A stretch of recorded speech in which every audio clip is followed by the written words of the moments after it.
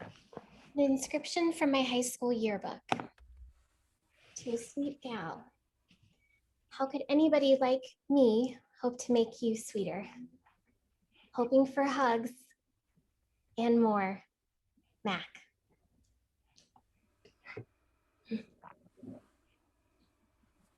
Imagine.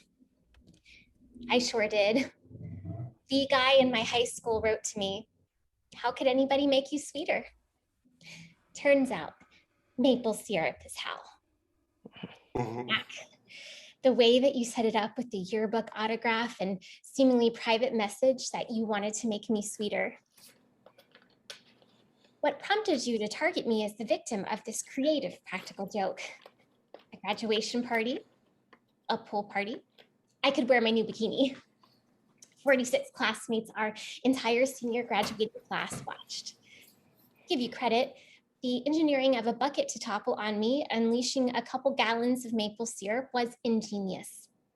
Just think of all the hard work of our local Vermont syrup extractors and harvesters just to fill a bucket to be dumped and draped over my bikini-clad body. At night, with the strobe light you hooked up, causing me to be immobile, to stumble around, I was so disoriented. You know who wasn't disoriented? Your 4 dogs, because dogs operate by sense of smell. Strobe lights had no effect on those hungry dogs with a sweet tooth. Why, Mac? Why? Why was I chosen to be the brunt of this practical joke? 10 years.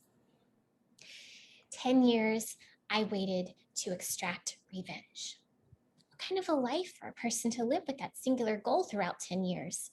Especially for a person choosing to stay in our small town to live, to work, but always be remembered as the maple syrup girl. I still shy away from dogs. I still see the smirks on town folks' faces.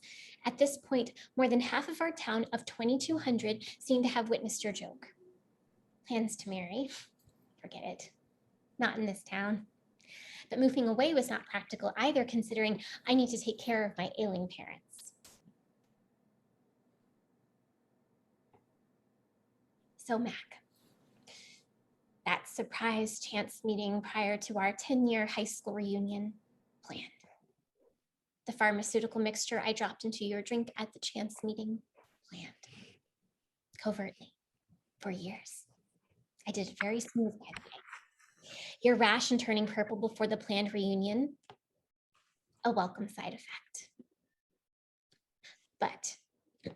But at the last minute, the reunion gets canceled. COVID. The entire town, city, country suddenly being locked down and quarantined for who knows how long. Not planned. Your harsh allergic reaction to the effects of the drug I gave you, unplanned.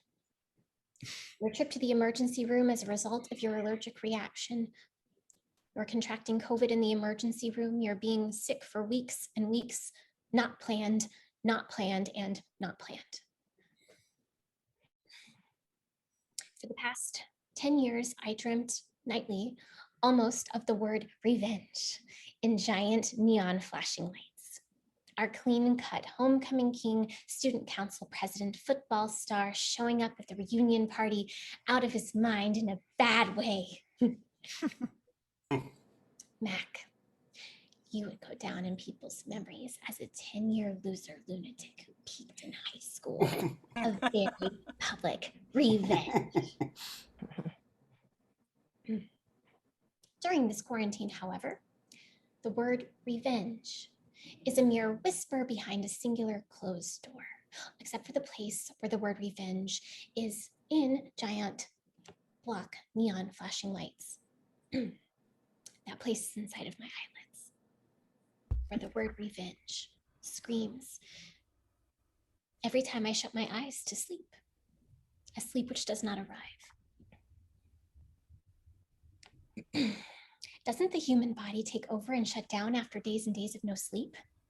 Wouldn't I at least faint or pass out? Instead, Mac, an image of purple you, a purple Mac hooked up to breathers, tubes, and other crucial medical gear to get you through this. For 10 years, you have been my obsession. You have been my world. And now I pray for you to get better, for the world to get better, for the virus to be eradicated from our world, from my world.